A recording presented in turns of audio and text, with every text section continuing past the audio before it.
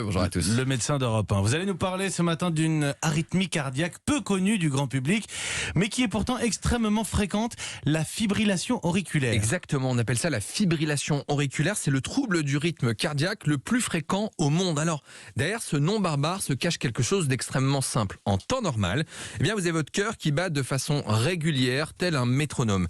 Dans cette fibrillation, il va se passer une forme de tempête électrique qui va aboutir à des contractions anarchiques du cœur et vous allez avoir ce qu'on appelle des palpitations.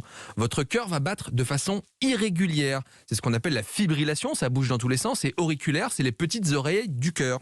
Alors, il faut bien comprendre que quand vous allez avoir ça, ce cœur qui va battre de façon irrégulière, le sang va stagner dans le cœur. Lorsque le sang stagne, il va former des petits caillots.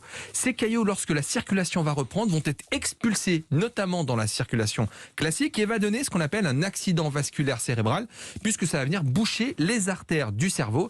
Et rendez-vous compte, quand vous avez une fibrillation auriculaire, vous multipliez par 5 le risque de faire un accident vasculaire cérébral. Alors, comment est-ce qu'on attrape cette fibrillation ? Alors, il existe certains facteurs de risque qui sont bien connus. Le premier, c'est l'âge. Plus on vieillit, plus les circuits électriques du cœur vont s'abîmer et plus vous êtes à risque. Il y a aussi l'hypertension artérielle, certaines pathologies cardiaques, mais aussi l'hyperthyroïdie. Le fait d'avoir une thyroïde qui marche trop vite, eh bien, elle va énerver le cœur. Mais il y a aussi d'autres facteurs, notamment dans l'environnement, avec notamment la consommation d'alcool. L'alcool, boire excite tout simplement le cœur ? Exactement. Alors, on sait qu'il y a d'autres facteurs de risque. Lorsque vous avez de l'hypertension, vous pouvez en faire. Vous savez que la fibrillation peut elle aussi déclencher de l'insuffisance cardiaque.